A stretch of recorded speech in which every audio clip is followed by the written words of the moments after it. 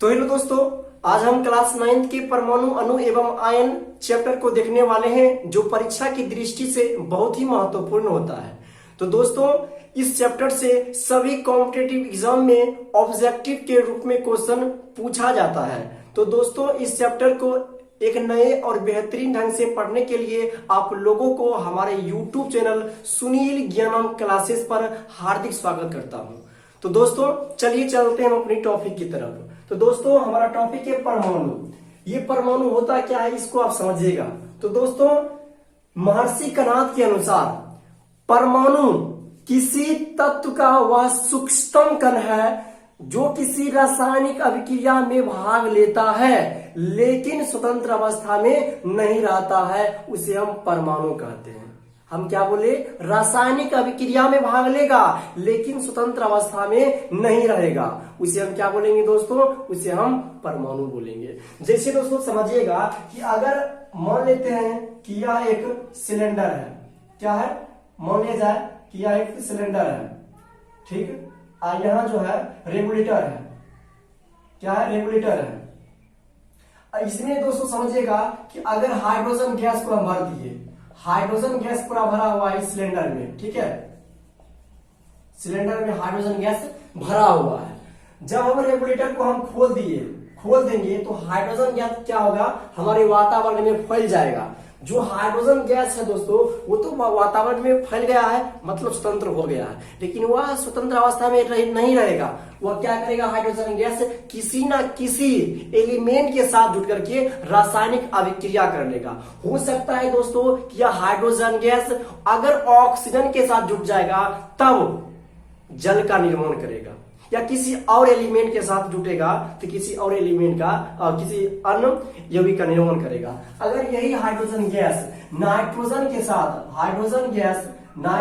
साथ अगर जुट गया तब किसका निर्माण होगा? NH3 का निर्माण होगा, अर्थात अमोनिया गैस का निर्माण होगा। तो दोस्तों, परमाणु कभी भी स्वतंत्र अवस्था में नहीं रह सकता है, लेकिन यहाँ रासायनिक अभिक्रिया में यह भाग ले सकता है, उसे ही हम परमाणु कहते हैं। तो दोस्तों, हम एक नए अंदाज में एक दूसरे तरह से आपको परमाणु को समझाने का प्रयास करता हूं। जैसे दोस्तों, आप सभी बिहार पुलिस और आर्मी के बारे में जानते हैं और देखे भी हैं, ठीक है। जैसे कि आप समझ लीजिए कि आर्मी और बिहार पुलिस,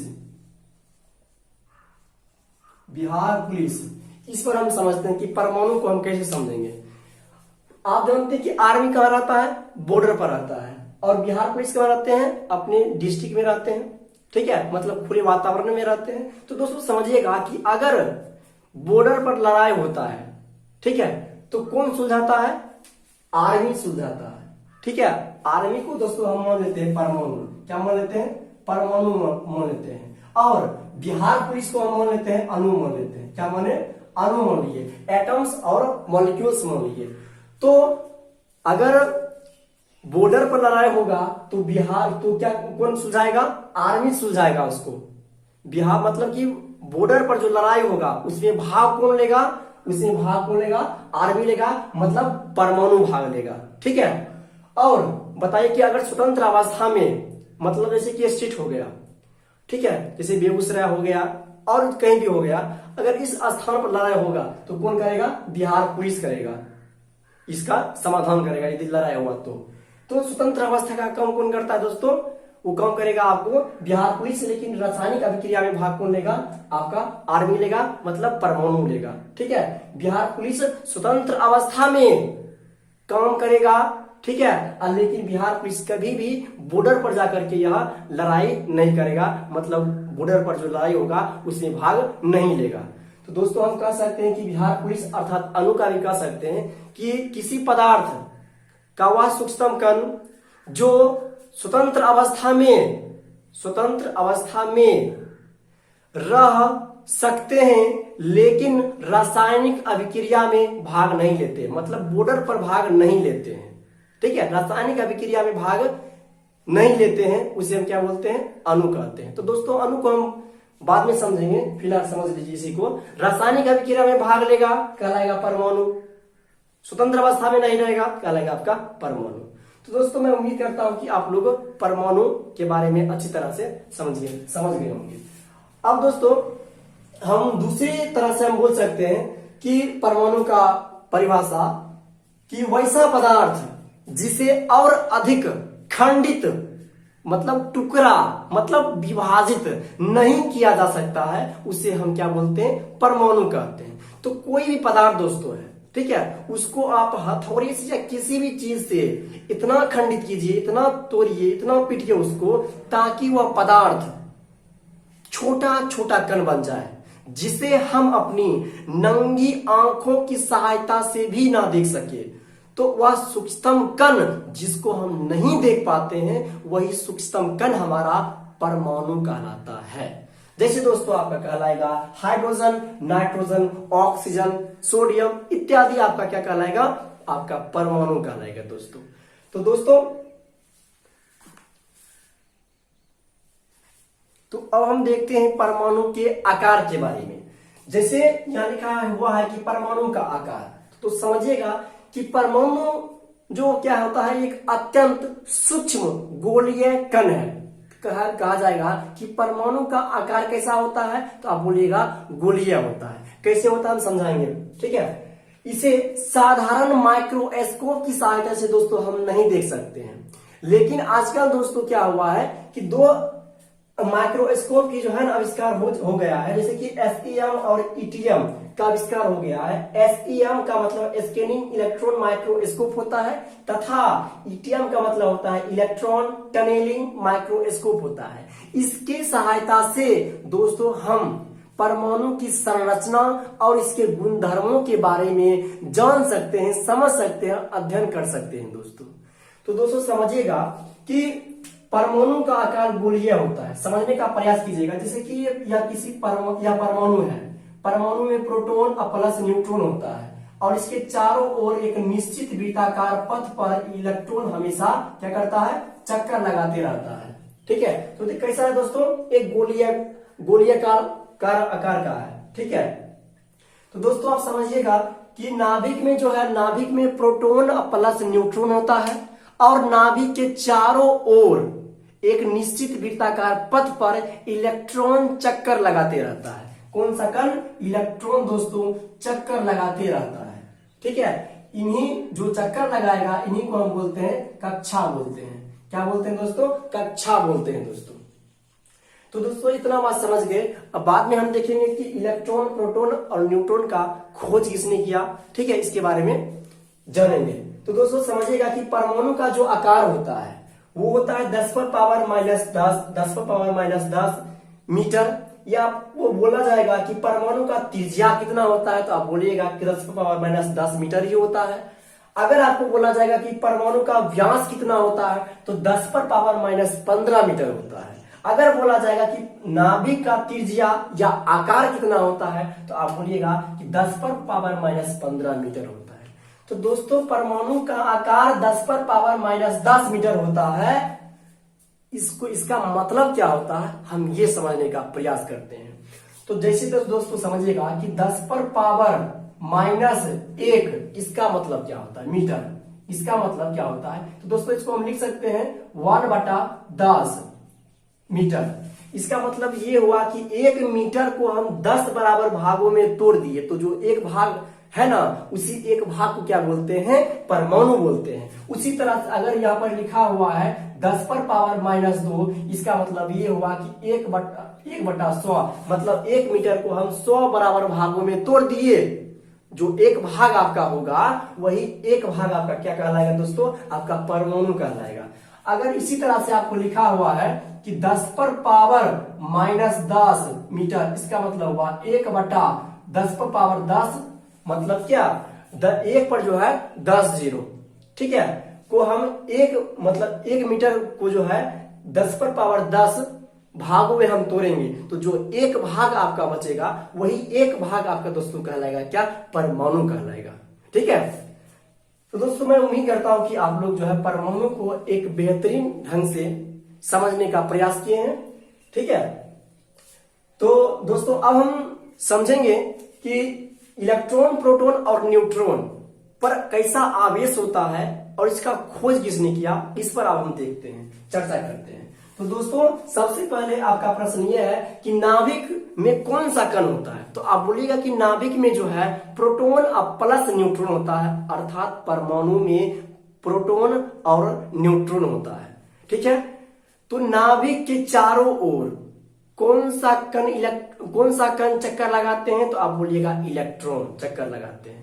इसका कौन तो आप समझ गए कि प्रोटॉन और न्यूट्रॉन होता है नाभिक में, और नाभिक के चारों ओर इलेक्ट्रॉन चक्कर लगाते रहते हैं। तो दोस्तों समझिएगा कि परमाणु में जो नाभिक में जो प्रोटॉन और न्यूट्रॉन है और जो इसके चारों ओर इलेक्ट्रॉन चक्कर लगाते हैं, इस पर आवेश कैसा होता है समझने का प्रयास कीजिएगा। जैसे कि प्रोटॉन है, प्रोटॉन पर आपका प्लस चार्ज होता है, कैसा, प्लस मतलब धनावेशित होता है। और इलेक्ट्रॉन पर दोस्तों आपका इलेक्ट्रॉन पर माइनस होता है चार्ज, कैसा होता है, माइनस मतलब ऋणावेशित होता है चार्ज। और आपका जो न्यूट्रॉन होता है दोस्तों, न्यूट्रॉन उस पर कोई आवेश नहीं होता है, मतलब क्या, उदासीन होता है। इस पर ना प्लस होगा और ना ही माइनस होगा। तो क्वेश्चन आपसे पूछा जाएगा दोस्तों कि प्रोटॉन पर कैसा आवेश, तो बोलेगा प्लस, इलेक्ट्रॉन पर कैसा, माइनस, एन पर कैसा, कोई आवेश नहीं। तो दोस्तों ये पूरा आपका क्या कहलाएगा, ये आपका पूरा परमाणु कहलाएगा। लेकिन आपका ये क्या कहलाएगा दोस्तों, ये आपका परमाणु का नाभिक कहलाएगा। ठीक है, नाभिक कैसा कण होता है, तो आप बोलिएगा कि धनावेशित कण होता है, कैसा, धनावेशित होता है। ठीक है, तो दोस्तों अब हम समझेंगे कि जो नाभिक के चारों ओर इलेक्ट्रॉन चक्कर लगाता है, तो इन कक्षा का नाम जो है, चक्कर लगाता है मतलब उन्हें हम कक्षा बोलते हैं, क्या बोलते हैं, कक्षा बोलते हैं।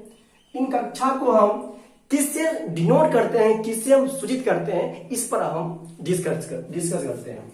जैसे कि दोस्तों कि जो ये कक्षा हुआ, ये कक्षा हुआ, ये हुआ, ये हुआ और ये हुआ, और भी हो सकता है, सॉन इस तरह से भी हो सकता है।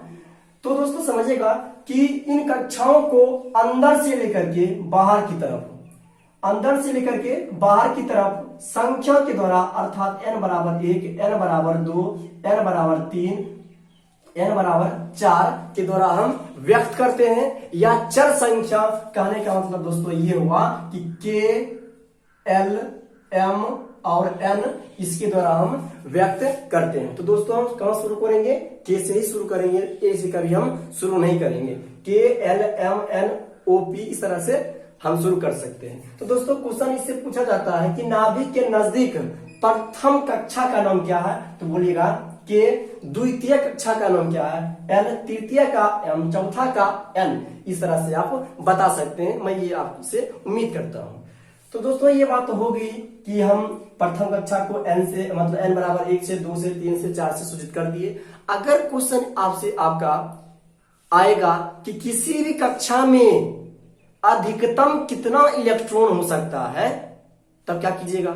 तो समझिएगा दोस्तों, चिंता करने की आवश्यकता है ही नहीं आपको।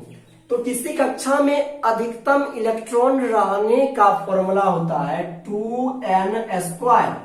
क्या होता है, 2n², जहां n क्या होता है, कक्षाओं की संख्या। ठीक है, अर्थात n बराबर 1 दे सकते हैं। अगर प्रथम कक्षा में बोलेगा आप n बराबर 1 दे सकते हैं। अगर द्वितीय कक्षा में इलेक्ट्रॉनों की संख्या पूछेगा तब 2 बोल सकते हैं। अगर तृतीय कक्षा में पूछेगा इलेक्ट्रॉनों की संख्या तो तृतीय मतलब 3। चौथा में पूछेगा तो n बराबर 4 दे सकते हैं। जैसे कि हम ये बोले कि जो प्रथम कक्षा के है उसमें अधिकतम कितना इलेक्ट्रॉन होगा, तो आप बोलेगा कि प्रथम कक्षा के मतलब n बराबर 1।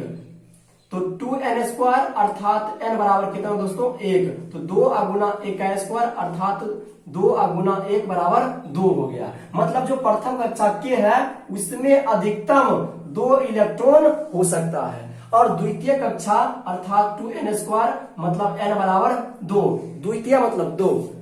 इसमें कितना होगा कहिएगा कि 2 गुना 2 का स्क्वायर, 2 गुना 2 का स्क्वायर मतलब 4 बराबर 8।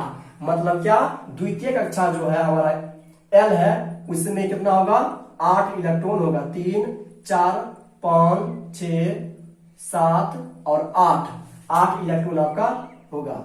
और आपसे पूछा जाएगा कि बताइए कि तृतीय कक्षा में अधिकतम कितना होगा, तो आप बोलिएगा कि तृतीय मतलब n बराबर 3, तीसरा कक्षा। तो 2 गुना 3 का स्क्वायर, तो 2 गुना 9 बराबर 18। मतलब m जो है इसमें 18 इलेक्ट्रॉन होगा। और चौथा में कितना होगा ये आप बताइए। तो आप बोलिएगा कि चौथा कक्षा में अर्थात n बराबर 4, तो 2n स्क्वायर होता है, तो 2 गुना 4 का स्क्वायर, तो 2 गुना 4 का स्क्वायर कितना होता है 16, तो 16 दूना 32, अर्थात n में अधिकतम 32 इलेक्ट्रॉन होगा। ये दोस्तों आप समझ गए। तो दोस्तों हम आप समझते हैं, देखते हैं अब हम मूल कण दोस्तों क्या होते हैं। क्या दोस्तों मूल कण क्या होते हैं, इस पर आप डिस्कस करते हैं। तो दोस्तों परमाणु जो होता है वह अत्यंत सूक्ष्म कणों से मिलकर के, विभिन्न प्रकार के कणों से मिलकर के बने होते हैं, जिसे हम मूल कण कहते हैं। ठीक है, तो परमाणु में लगभग दोस्तों 32 कण, कितना 32 कण रहने की संभावना होती है। जैसे दोस्तों समझिएगा कि इलेक्ट्रॉन, ठीक है, प्रोटॉन, न्यूट्रॉन, एंटी न्यूट्रोनो, न्यूट्रोनो, मेसोन, ठीक है, इत्यादि रहने की संभावना होती है, जिसमें आपका दोस्तों इलेक्ट्रॉन, प्रोटॉन और न्यूट्रॉन अस्थायी कण होते हैं। ठीक है, और मेसोन हो गया, न्यूट्रोनो हो गया, एंटी न्यूट्रोनो हो गया। ठीक है, ये सब क्या आपका कहलाएगा, वो अस्थायी कण कहलाएगा दोस्तों। ठीक है, तो अब देखिए दोस्तों कि इलेक्ट्रॉन और प्रोटॉन और न्यूट्रॉन का आविष्कार किसने किया, इस पर आज हम डिस्कस करते हैं। तो समझिएगा कि ई, पी और एन का आविष्कार किसने किया, इससे संबंधित एक क्वेश्चन हर एक एग्जाम में पूछा जाता है, इसलिए आप थोड़ा सा ध्यान से देखिएगा। जैसे इलेक्ट्रॉन, प्रोटॉन का, न्यूट्रॉन का आविष्कार कौन है, देखिए आप एक जो है ट्रिक समझिएगा, याद रखिएगा। ट्रिक कहता है कि ईटा पर नॉच, क्या बोलता है, ईटा पर नॉच, ईटा पर नॉच, ईटा पर नॉच। आप 3 बार बोलिएगा, आपको याद हो जाएगा। जिसमें दीर्घई का मतलब होता है इलेक्ट्रॉन, क्या होता है, इलेक्ट्रॉन होता है। और टॉक मतलब होता है थॉमसन, क्या होता है, थॉमसन, हम हिंदी में लिख देते हैं थॉमसन। इलेक्ट्रॉन और थॉमसन, कहने का मतलब इलेक्ट्रॉन का खोज थॉमसन ने किया, इलेक्ट्रॉन का खोज थॉमसन ने किया। दीर्घई का मतलब इलेक्ट्रॉन, टॉ का मतलब थॉमसन। ठीक है, अब पॉ का मतलब होता है दोस्तों प्रोटॉन होता है, क्या होता है, प्रोटॉन होता है। और रो का मतलब होता है रदरफोर्ड, रदरफोर्ड। कहने का मतलब ये कि प्रोटॉन का आविष्कार या खोज किसने किया, रदरफोर्ड ने किया। लेकिन दोस्तों कभी कभी आपको किसी अन्य किताबों में, अन्य बुकों में मिल जाएगा कि प्रोटॉन का खोज गोल्डस्टीन ने किया। तो समझिएगा आप दोस्तों कि जो प्रोटॉन का खोज वास्तविक रूप से रदरफोर्ड ने किया, सिर्फ और सिर्फ गोल्डस्टीन ने प्रोटॉन का नामकरण किया कि भाई जो कण का आविष्कार रदरफोर्ड किया है उस कण का नाम होगा क्या, प्रोटॉन। नामकरण किसने किया, प्रोटॉन का, आप बोलेगा गोल्डस्टीन। ठीक है, अगर गोल्डस्टीन अगर ऑप्शन में देगा तो रदरफोर्ड नहीं देगा, अगर रदरफोर्ड देगा ऑप्शन में तो गोल्डस्टीन आपको नहीं देगा, अगर दोनों देगा तो आपको बोला जाएगा ऑप्शन ए और बी दोनों। ठीक है दोस्तों, तो गोल्डस्टीन और रदरफोर्ड दोनों दे सकता है। और नो मतलब न्यूट्रॉन होता है, क्या होता है, न्यूट्रॉन होता है जिसका खोज करता है। चौ मतलब चैडविक, क्या होता है, चैडविक कहने का मतलब न्यूट्रॉन का आविष्कार चैडविक ने किया दोस्तों। तो दोस्तों मैं उम्मीद करता हूं कि आप लोग परमाणु क्या होते हैं इसके बारे में डिटेल से समझ गए हैं। तो इसी तरह का वीडियो को देखने के लिए हमारे YouTube चैनल सुनील ज्ञानम क्लासेस को लाइक, शेयर एंड सब्सक्राइब करें। Thank you.